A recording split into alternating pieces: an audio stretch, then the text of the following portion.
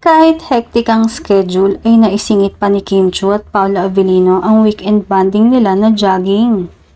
Kamakailan kasi ay spotted muli ang rumored couple kahit na sunod-sunod ang schedule ng promo nila sa kanilang movie na My Love Will Make You Disappear. Para sa nalalapit na showing sa susunod na buwan. Masayang inihayag ng source na tila magkakaroon ng me time ang dalawa pagkatapos nito. Bakasyon daw ang couple. Dahil deserve din naman daw nila pagkatapos ng lahat ng ito. Hindi lang binanggit kung sa Pinas o sa ibang bansa ang nasabing bakasyon ng dalawa.